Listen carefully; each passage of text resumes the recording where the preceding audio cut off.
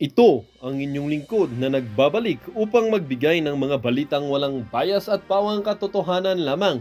Ito ang Bayang Pinas. Ang isyong ito ay naging usap-usapan sa buong bansa at iba't ibang social media platforms. Ngunit bago tayong magtungo sa actual na video, ay tayo muna ay magbasa ng mga komento, hinaing at opinyon ng ating mga netizen at ng taong bayan. Sir, tama ang ating mga mahal na pamilyang Duterte. Support kami lahat dito sa Mindanao sa mga Duterte. At ingat ka palagi ka, Reaction TV PH, kasi tunog ka na, masyado na sa ating mga kalaban. Mahal ka namin, ka-reaction dito sa amin sa Mindanao. God bless you. Solid Duterte lineup for Senator. No.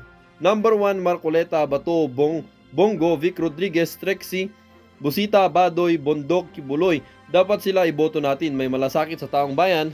Sa bansa, Philippines, God bless you. Mga kababayan ko, huwag matakot magsalita kung ano ang tama. Pagmamahal sa ating bayan ay isang magandang gawain. Kaya huwag matakot, dapat ang mga politiko ang mga matakot sa atin kasi tayo yung nagluluklok sa kanila kung anuman posisyon sila meron ngayon. May batas din tayo na freedom of speech. Alam nyo ba dati ay hate Rowena Guanzon kasi palamura siya at si Marcos at Vicente. Pero mas maganda pa pala yung mga palamura, mga tao na nagsisigaw hindi naman kurap. Mabait pero bangag naman. Disento pero kurap naman. Shoutout po sa mga mambabatas sa mababa at mataas na kapulungan. Dapat unahin nila ang kalagayan ng mahihirap na Filipino at aangat ang antas ng buhay kung ano-ano ang mga ginagawang hearing investigasyon. Salamat po.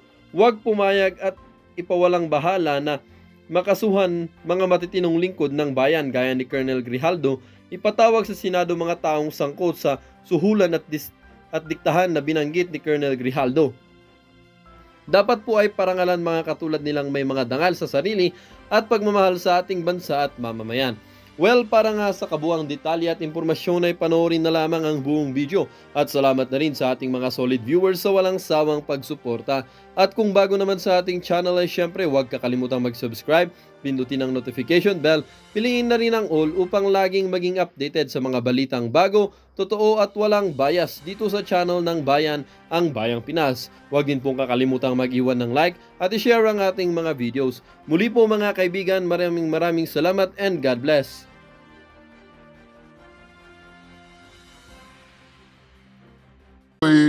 Kudos po dito sa madam na to, kahit si Dilawan, Pinklawan, naging consistent po siya, anti-corruption. Di ba? Pero yun nga lang, nasa magkaibang lugar tayo. Pero ganun pa man, kung para sa bayan, ang kanyang misyon, purihin natin at saluduan natin, ha? Alright. Totoo ba yung narinig ko na may politikong bumili ng jet at helicopter? Jet at helicopter? Naku naman. Commissioner Guanzon, madam, ano ba yan? Totoo ba yan? Alamin natin, ha? Pero may narinig po ako, hindi ko alam kung totoo o hindi, no? Tapos ng dilubyo na yan? Sa Bicol? Totoo ba yun? Parang dismaya yan. Kasi alam nyo, pag tayong mga public officials, lalo na yung mga elected officials, kasi sila yung sa Kongreso, sila yung, di ba, sila ang pumapasa ng budget ng gobyerno. Kumbaga, meron silang access sa kaban ng bayan. Lalo na po sila, ay dapat po huwag naman pong masyadong maluho. Okay, given na po, nasanay na sila sa luhong ganyan, noon pang hindi pa sila mga elected officials, dahil mayaman naman talaga sila, bakit naman po kayo nag-public elected office kung walang parang tawag doon, ostentatious display of wealth? Yan po ang objectionable dyan. Kasi sa panahon na mga tao ay walang-wala. Yung mga bahay ay sirang-sira. Hindi na nga makamasahe yung mga bulag. Makapaghanap buhay dahil ang kanilang klinik ay nasira din dyan sa Naga. sa panahon po ng mga may hirap. Bantagin po ninyo yun, ha? Ang unang-unang lumabas po sa bibig ng aling ito ay mga bulag. Kasi po yung advokasya po ng kanyang party list ay mga PWD. Ayaw pong ano yung PWD, yung persons with disability. Pero maganda po siguro tawagin sila yung physically challenged na lang, no? Physically challenged lang sila. So dito mga ka-reaction, talagang makikita po natin dito ang taong ito ay talagang genuine ang kanyang gustong gawin sa bayan, no? Kaya kudos po sa iyo, Madam Guanzon, no?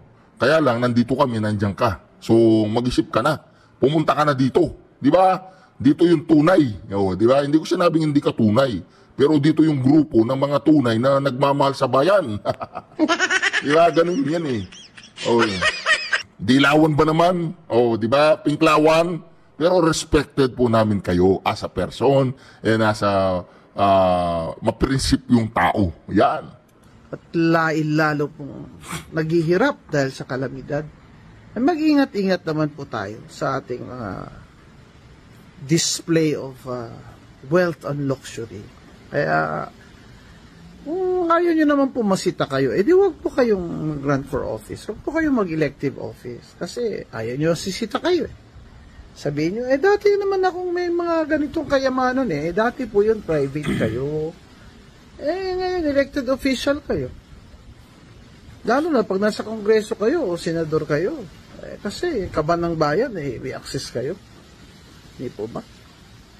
Kaya ang mga Pilipino napapailing na lang po pero napapamura din po yung iba. Talagang... O, tingnan mo nasabi niya napapahiling pero napapamura. Feeling ko pinipigilan lang niya eh. Pinipigilan lang niya, madam. Huwag mong pigilan, minsan bigay mo. Ibigay mo na, ayan pinipigilan niya. Tingnan mo yung ano niya O, di ba? Pigil na pigil eh. Ibigay mo, madam, isang isang malupitan. Ayan tingnan niyo Di ba? Ayan pigil na pigil talaga eh. Pero madam, bigay mo, bagsak mo ng isang beses na PI. Huwag mong pigilan. Totoo po yun, napapamura po lahat ng tao pag lalong-lalo na, alam nyo na, ang ginagawa ng mga opisyalis ng ating bayan.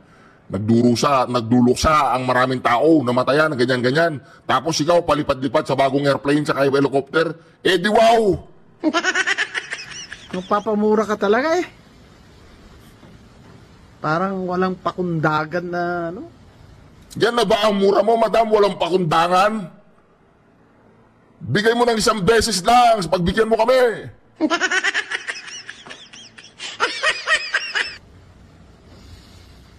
Kaya, pahinga ho muna ako dito sa preskong hangin ng lugar kasi hinihika po ako. At pag nakikita ko itong mga comments sa aking social media at mga news ay sumasama ho talaga ang pakiramdam ko. Huwag, madam, sayang ka. May potensyal ka, madam, may potensyal ka. Huwag kang panginahan. Idaan mo lang yan sa tinatawag nilang mag-ano ka kasi, mag-videoke, kantahin mo yung baliling. La la la, baliling, la la la la. Ganon. Huwag kang masyadong di ba? Wala silang ginawa kundi atakihin ng Pangulong Duterte. Ano ba? Ang Pangulong Duterte tapos na siya. Tapos na. Wala na. Hindi na siya tatakbo. Tumatakbo pa lang mayor doon. Sa hindi na. Sige na.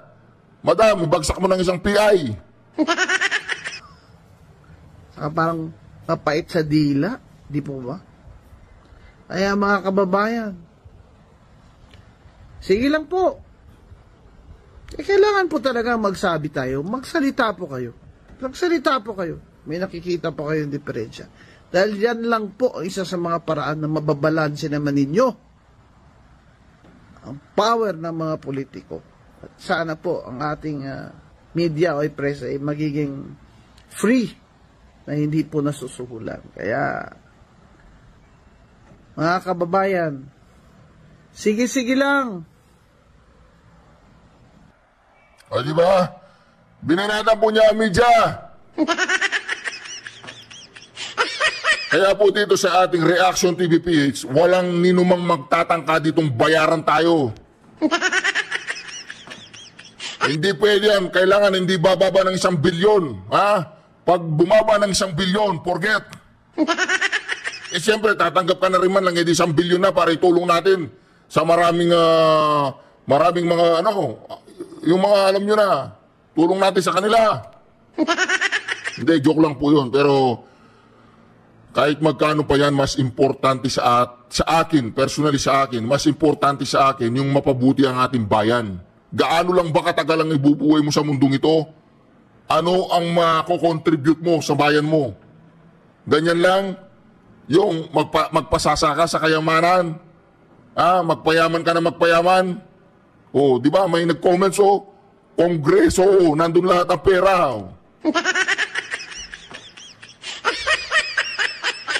Di ba? Anong gagawin nyo sa mga pera nyo? Kung kayo man ay mga korap na kongresista, senador, mayor, gobernador, kahit sino man kayo, anong posisyon niyo, anong gagawin nyo sa mga pera nyo kung ang bansa nyo, kung ang mga daan ay sira-sira, ang mga healthcare system ay bagsak, ang mga ating mga tinatawag na infrastructure, hindi mapakinabangan, mga patubig ng mga mangingisda, mga patubig ng mga magsasaka, ay hindi mapakinabangan, hindi makapagtanim na maayos. Kaya walang umpay tayong nag-aangkat ng bigas sa Thailand, Vietnam. Na tayo lang ang nagturo sa mga yan paano magtanim ng bigas. Ay, bigas palay pala. Di po ba? Kaya dito mga kareaksyon, kailangan sama-sama tayo. Isigaw natin na ang pagmamahal sa bayan ay ating unahin, hindi yung pansariling kabanan. Oh, di ba? Tambalos-los. Di ba? Ganoon. Yung mga mainstream media na yan, kayo ba ay nakakatulong sa ikaunlad ng bayan o ikaunlad ng ninyo? Di ba? Pakinggan natin si Baste bago pa tayo mapalayo. Salamat, Commissioner Guanzon. Isa ka sa kalam. Ito po, pakinggan natin si Baste. Nandito kami mga politiko sa pinag-uupahan namin mga posisyon sa gobyerno. Yan lang. Hindi i-offer niyo sa amin. Sinali ko na sa sarili ko, di ba? Para kami lahat politiko. Ay, ito ba talaga nasa isip ko eh. Ba't natin sinasayang yung buhay ng yung oras ng mga tao sa mga napakawalang kwentang bagay na yan para ipagtanggol lang yung mga drug lord. Lang yan. Actually, meron ako recently, may natuwa ako sa isang senator, hindi ko na pangalanan. No? Talagang siya personally sinabi niya na masyadong maaga yung politicizing. Panalanan mo na, ba't ka natatakot? Wala naman ako sasabihin masama eh. Hindi, para makita. Hindi, para JB. Napapress na tayo. Napapress ko siya recently. Bakulit din yun si JB. Tignan natin to. Walang mapapala. Kumbaga, kumurot siguro sa puso niya na mas importante tulungan natin yung sambayan ng Pilipino. Re-electionist ba siya? Hindi. Pero sinabi niya nun, okay, di ba? That was a very good point. Sa bagay. Yun na natin ba yung sinasabi ko? O si JB daw po yun, pero ganito po ang interpretasyon ko doon kay JB. Palagay ko si JB isa yung bakit mo ititigil ang pagdinig patungkol dito sa EJK? Ngayong pumunta na dyan ang Pangulong Duterte, wag. Ititigil dahil ayaw na nilang ipadala si Garma at saka si Leonardo. Ganon. Tuloy lang yan. Sinimulan ninyo all out na ang Pangulong Duterte si JB nagpapapogi yan Huwag natin masyadong pansinin yan. Wag niyong papasinin yan, nagpapapogi lang yan. Lawyer ba si JB, lawyer? Hindi, lawyer.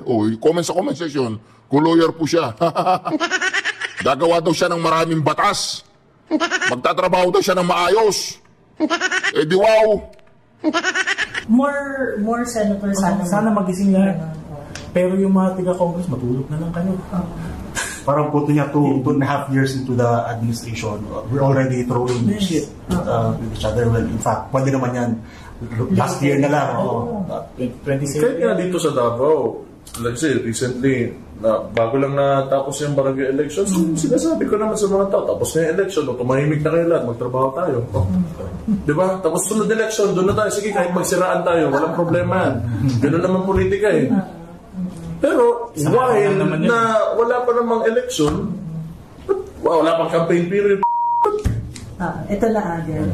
And ilang years yung ginugugol nila para manira lang. sobrang nakakawalang gana kasi bago lang rin ako sa politika, pumasok ako 2019. Siyempre, inspired ako kasi kahit naman na tatay ko yung si PRD, pero siyempre tinitingnan ko rin siya as a government official and a worker. So ako, pumasok ako, ganito yung gobyerno natin, tutulong ako. Pero pag itong gobyerno na to mananatili, naaalis talaga ako. Hindi ko kaya, kasi pag nasa gobyerno, sakripisyo ka talaga dyan. Yung taba-taba ako na, puti na yung buhok ko. Buti nga ikaw, may buhok ko. Di ba? Tingnan niyo po yung mentalidad ng mga Duterte, ha? Sabi niya, sakripisyo ka talaga dyan. Ganyan po ang in-instill ng Pangulong Duterte sa kanyang mga anak. Pinakita pala. Kahit hindi magsalita yan sa kanyang mga anak, yan ang nakita sa kanila, sa kanya. Na ang paglilingkod sa bayan, hindi inuuna ang bulsa, ha? Ang bulsa. Mantakin mo yan, oh. Tingnan po ninyo ang ating Pangulong Duterte. Ayan, oh. Simpleng-simple, di ba? Simple. Maaabot mo ang kanyang gusto. Ayan, oh. Napakasimpleng tao. Yan, ganyan ang in-instill niya sa kanyang mga anak.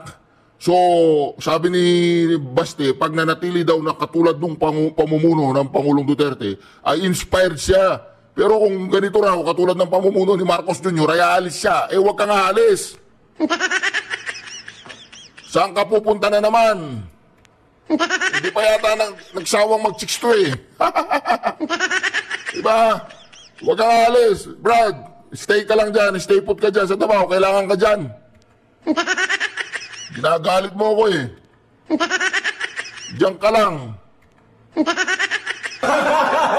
Handaan tayo sa Davao.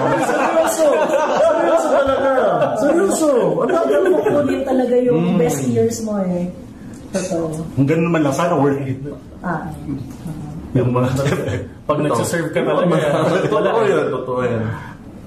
Anyway, balikan ko lang yung sa kay Colonel Grijaldo and the PNP as an institution. So ikaw, you mentioned yung father mo, Justice, police, no? So, eto, kasi Mayor, ang PNP ngayon nag-drag na talaga sa usaping ito ba? So, ikaw, Justice, what do you think is the impact nito ngayon sa PNP organization?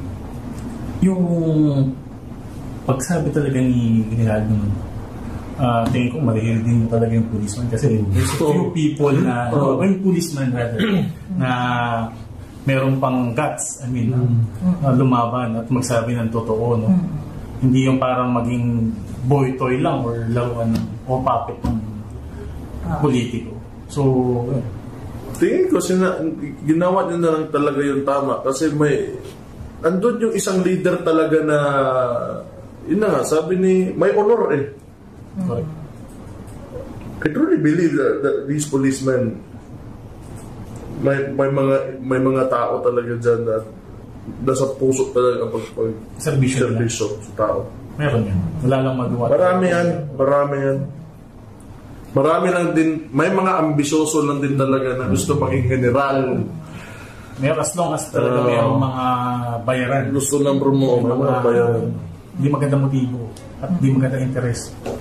Sana Yung mas talagang mangyayari. marami pang ma-inspire dun sa ginawa ni Colonel Grijaldo, no? Na hindi takot to tell the truth. Kaya nga, I hope yung mga nakapanood at yung nakakaalam ng issue, let us show love to Colonel Grijaldo para, you know, other Kung ipitin yun, wala yung sweldo, magdadagdag ako. Sabihan niyo ako, ha? Mag-aambag ako. May parang yata, in-NBI na yata. Talaga? Pagpasahan natin. Kukunin ko sa sweldo ni Justice. Wala nga ako sweldo. Wala nga sweldo, kukunan mo ba? Ambag daw kasi, Justice. Hindi, ambag ako. But let's make it a real thing. Yeah. Dapat gawin talaga natin yung pag inipit yung si Grijaldo.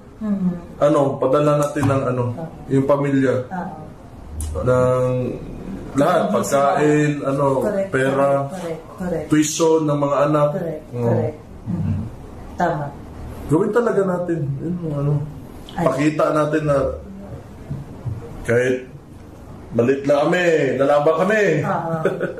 And doon natin pakita yung how we fight, di ba? Na hindi kayo papabayaan nung segment of this population pag gumawa kayo ng tama. Diba? And so other people may be inspired them to do the right thing. And medyo emotional. You know what struck to the viewers, Joey, when he was asked, bakit ka tumanggi? No, or bakit ka nagsalita nga? Ang statement niya is, he was offended. He was offended dun sa dalawang congressman. Who tried to tell him what to do. And I think, sino ba naman di ma-offend sa drugs on war? Drugs on war nga lang alam, tapos may gana pa na, siyempre mga career people yan na nasa PNP. Pinaghirapan nila kung anong Pinaghirapan nila yan. Hindi katulad yan, bumoto na, nag-goodbye lang, baka nanalo. Magkaibang storya kasi. Pera lang yung pinana may bucket lang na Itong Pilipinas siguro, ito sa Davao, medyo okay kasi talaga yung Davao, very well informed when it comes to vote buying, so medyo hindi talaga gana yan dito. But just for once, ito sanang Pilipinas ba? Try nyo lang na tumanggap kayo pero piliin nyo yung tingin nyo na makakatulong talaga sa lugar nyo. Pag magbigay ng pera, tanggapin nyo yan. Pero hindi yun dapat maging subukan nyo lang. Dito mo Davao. Dito na tumira. 7 years. Mas okay talaga dito. And I think Mayor and Joey and Justice, one of the most evident things also na lumabas doon sa hearing is PRRD's love and concern sa men in uniform. I think he was reiterating that. Do you agree, Joey? Yeah. I think so. Yung pagmamahal ni PRRD sa men in uniform, nakikita niya kasi kung gaano ka-importante yung role ng isang malakas at may integridad na men in uniform sa nation building. Tama. Because, kasi kung wala rin naman talaga mangyayari. Sino yung gagalaw? Correct. And ang tawag dito, paulit-ulit sinasabi ni PRRD, it reflects din sa mga uri ng pag-iisip ni Inday, ni Mayor, na everything starts with peace and order. Wala kang magagawa kapag walang peace and order. And you can only... That's number one. That's number one. And you can only achieve that if you have strong, honorable, and brave men in uniform. Diba? So, bakit yung hindi kasi nila naiisip, yung ganitong ginagawa nila, na ginagawa nilang tuta, ginagawa nilang utosan tong mga, ang hindi kasi nila gets, itong mga to, nag-aral to sa pagkapulis, nag-training ito ng mga matindi talaga, and kung ano man yung mga ranggo nila, pumasa pa ng board. Based on merits yun. Ang ganda po nung sinabi ni Baste, kapag daw ginipit itong si Gallardo, tinanggalan ng sahod, tutulong daw po siya. Tutulong siya dito sa pamilya ni Gallardo, Siyempre, kung maaabot natin at pwede tayong tumulong, ang Reaction TV page, handa rin po siyang magpahabot ng kakaunting tulong dyan, o kahit na makatulong sa pangkain o pambayad ng ilaw, tubig ng pamilya ni Gallardo, ready rin po tayong mag-abot, di ba? Kasi isa po siyang huwaran. Mantakin mo, meron pa siyang 4 years yata bago siya mag-retired. Itong gobyerno na to, administrasyon na to, meron pang may 3 taon. So, ibig sabihin, kapag ginipit siya, yung pong natitira niyang termino sa kanyang career, ay may lalagay sa alanganin, Kaya masasabi ko na yung sinabi o pagbanggit ni Gallardo sa balak na maitim na balak ng isang pastor na lumalabas ang dila at isang taong nanggaling, ganun din, nag-uubad din yata yan ganun. So, dinala po nila ang pag-uugali niya sa Kongreso. Mantakin mo yan. Itong kernel, bababuyin mo ang isang kernel.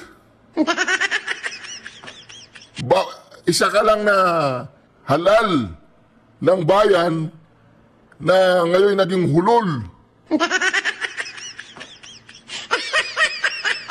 Mantakin mo yan, isang aral, nag-aral sa PMA or PMMA, PMP pala, PMMA, PMPA.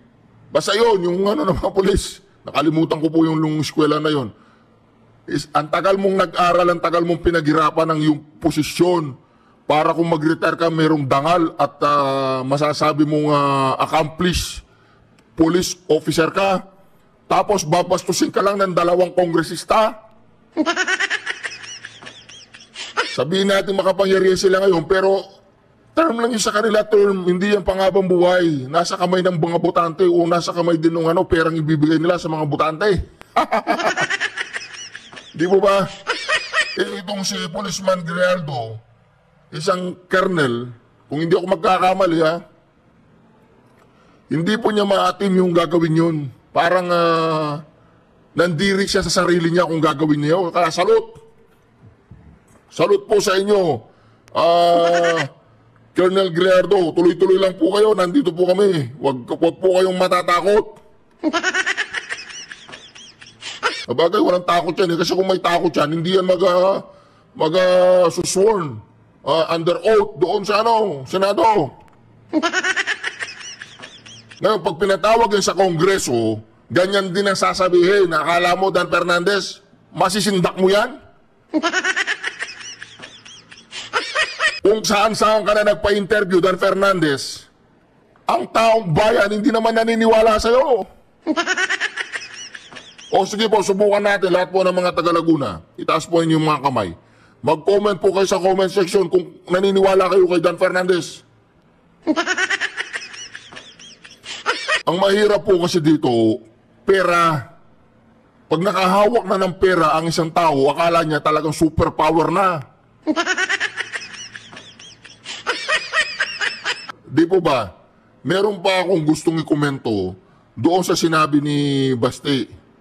Magkokomento ako ulit doon sa sinabi ni Baste na talagang yun daw gobyernong ito, itong gobyerno na to, hindi daw talaga siya komportable kung magpapatuloy ng ganito. Kaya nasabi ko kanina na huwag kang aalis.